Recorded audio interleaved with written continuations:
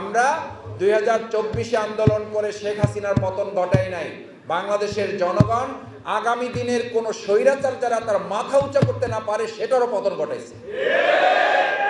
সামনের বছর পরিস্থিতি কি হবে এটা আমরা কেউই জানি না, বরং ইমানদারদের জন্য যখন যে অবস্থা আছে সেটাকেই সর্বোচ্চ ভালো ধরে নিয়ামত মনে করে ওটাকে কাজে লাগাতে পারলেই আল্লাহ বাকি সময়টা আরো নিয়ামত বর্ধিত করবেন, সুবহানাল্লাহ। আর যদি ওটাকে নিয়ামত না মনে করে পরের জন্য রেখে দেন তাহলে বলেন, পরে আয়াতটা বলেন, আগের আয়াত তো জানেনি সবাই, লা ইন শাকারতুম লা আযীদান্নাকুম ওয়া লা ইন্না আযাবি লাশাদীদ। এই আযাব মানে জাহান্নামের কথা শুধু বলা হয় না, এই আযাব হলো দুনিয়াতে যে শাসক আপনার উপরে চাপিয়ে দেওয়া হয়েছিল তার চেয়ে কঠিন হাসিনা আল্লাহর হাতে আছে না নাই? এটা টের পাওয়া যায় না, যায় না? আছে আরো হাসিনা আছে। হাসিনা, ফেরাউন, নমরুদ এগুলো কোনো ব্যক্তির নাম না, এগুলো এক একটা স্বৈরাচারের নাম, এক একটা স্বৈরাচারের প্রতীক। আমরা 2024 আন্দোলন করে শেখ হাসিনার পতন ঘটাই নাই। বাংলাদেশের জনগণ আগামী দিনের কোন স্বৈরাচার যারা তার মাথা উঁচা করতে না পারে সেটারও পতন ঘটাইছে। কিন্তু আল্লাহ তাআলার ওয়াদাও সত্য। আপনি যদি এটাকে নিয়ামত মনে করে কাজে লাগাইতে ব্যর্থ হন তাহলে এর চেয়েও স্বৈরাচার আপনার উপরে চাপিয়ে দিবেন আল্লাহ তাআলা, তার ওয়াদা এটা। লা আযীদান্নাকুম ওয়া লা ইন কাফারতুম ইন্না আযাবি লাশাদীদ। যা কি কঠিন দেখছো তুমি 2008 থেকে 2024 পর্যন্ত আর কাঠিন্যতা কি দেখছো, তার চেয়েও কাঠিন্যতা আমি তোমাদের উপরে চাপিয়ে দেবো। ওয়ায়াস্তাবদিল কওমান গায়রাকুম ওয়া লা তাদুররুহু শাইআ। কিছুই করতে পারবে না তোমরা, আল্লাহর কোনো ক্ষতি করতে পারবে না। এমনকি ওই অবস্থায় তারা কান্নাকাটি করবে, চোখের পানি ফেলবে, ওয়ালা ইয়াস্তাজাবা দুআউকুম, এমন পরিস্থিতির মুখে ফেলবে যে তোমরা চোখের পানি ফেলবে, কাঁদবে, সিজদায় নত থাকবে, জায়নামাজ তোমাদের চোখের পানিতে ভিজে যাবে, আল্লাহ তোমাদের দোয়া কবুল, এটা আস্তে কইলেন, দোয়া কবুল করবে না। কেন করবে না? যে নিয়ামতপূর্ণ সময় আমাদেরকে দেওয়া হয়েছিল সেটা আমরা কি করতে পারি না। এটা শুধু ভিতরের লোকদের জন্য, বাইরে যারা আছে তাদের জন্য না। তাহলে নিয়ামতপূর্ণ সময় কাজে লাগাতে না পারলে শাস্তির মুখে ফেলবে জামাত ইসলামী, ডাক্তার শফিক ভাই। কে ফেলবেন? কে ফেলবেন? আমরা শাস্তি থেকে বাঁচতে চাই, তাহলে নিয়ামতপূর্ণ সময় কাজে লাগাতে চাই। আপনার মনের খবর এখানে কেউ জানেন না, কিন্তু কে জানেন?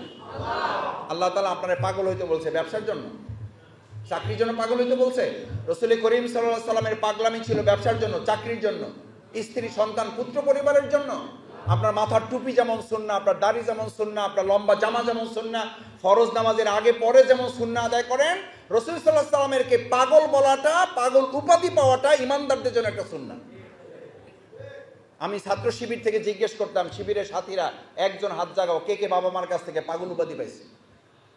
এখন রোকন মুরব্বীরা আপনাদের এই হাত জাগাইতে বলতে বলতে সাহস করছে না, কিন্তু এই কোশ্চেন নিজের কাছে নিজে করেন যে টুপির সুন্নাহ পালন করেছেন, দাড়ির সুন্নাহ পালন করতেছেন, লম্বা জামার সুন্নাহ পালন করতেছেন, ফরজ নামাজের আগে পরে সুন্নাহ পালন করেন, অথচ এই দিনের জন্য রাসূল সাল্লাল্লাহু আলাইহি ওয়াসাল্লাম এত পেরেশান ছিল যে উম্মে মাইমুনা রাদিয়াল্লাহু তাআলা আনহা রাসূল সাল্লাল্লাহু আলাইহি ওয়াসাল্লামকে বলছেন, ইয়া রাসূলুল্লাহ, আপনি যদি এখন মেরাজের এই ঘটনা বলেন তাহলে লোকেরা তো পাগল বলবেই, আপনাকে পাগল উপাধি দ্বারা ভূষিত করবে। আপনি এই কথা বলতে যায়েন না। মুহাম্মদ সাল্লাল্লাহু আলাইহি ওয়াসাল্লাম থেমে গেছিল, বলছে না বলে নাই? পাগল উপাধি পাইছে না পায় নাই?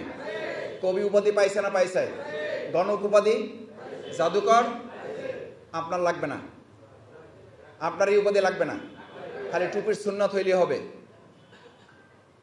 আরে ভাই, রাসূল করিম সাল্লাল্লাহু আলাইহি ওয়াসাল্লাম সম্পর্কে আল্লাহ তো নিজে বলে দিলেন, ওমা সাহিবুকুম বিমাজনুন, তোমরা তাকে যে উৎপাদে পাগল বলো সে ওটার পাগল না, সে আমার পাগল, সে দিনের পাগল, সে ইসলামের পাগল, আল্লাহর জমিনে আল্লাহর দ্বীনকে বিজয়ের পাগল। ওই পাগলামির সুন্নাহ আমরা আপনার জীবনে থাকতে হবে। এই আয়াতের তাফসিরের হাদিসের ব্যাখ্যা কি? আকসিরু যাকারাল্লাহ হাত্তা ইয়াকুলু মাজনুন। সুবহানাল্লাহ, সুবহানাল্লাহ। নাস্তা যে অনুযায়ী করছেন সেই অনুযায়ী তো বলেন না। আকসিরু যাকারাল্লাহ, আল্লাহর স্মরণ, আল্লাহর দ্বীন, আল্লাহর কোরআন, আল্লাহর ইসলামকে বিজয়ের জন্য এমন ভাবে নিজেকে পেরেশান করো, হাত্তা ইয়াকুলু মাজনুন, যতক্ষণ পর্যন্ত না লোকেরা তোমাকে পাগল বলে ডাকে। আল্লাহ আমাদেরকে 2024 থেকে পার করে 2025-এর একটা নিয়ামতপূর্ণ জায়গা আমাদেরকে দান করেন নাই, শুধু আল্লাহ তাআলা মর্যাদার দিক থেকে আমাদেরকে সর্বোচ্চ আসনে তিনি উন্নীত করেছেন। সুবহানাল্লাহ। করছেন না করেন নাই? এই আপনাদের মসজিদে আমি নামাজ পড়ে আসছি, বাসাবো আমার সাথে যারা ছিলেন, মসজিদে ঢুকছি, ঢোকার সময় একজন ধরে বলতেছে, ভাই আপনার চেহারা একজনের মিল আছে। তাই আমি বললাম, শফিকুল ইসলাম মাসুদের চেহারা তো উনি আমি, আপনার এত কষ্ট করার দরকার নেই। এরপর ঝাঁপাই পড়ছে। আল্লাহ মাফ করুন, আমি আমার অহংকারের জন্য বলছি না। এটা কি আমাদের মাসুদদেরকে ভালোবাসে নাকি জামাতকে ভালোবাসে? আল্লাহর দ্বীনকে তারা ভালোবাসে, ইসলামকে তারা ভালোবাসে। এই সম্মান, এই মর্যাদা কি আপনার আমার তৈরি?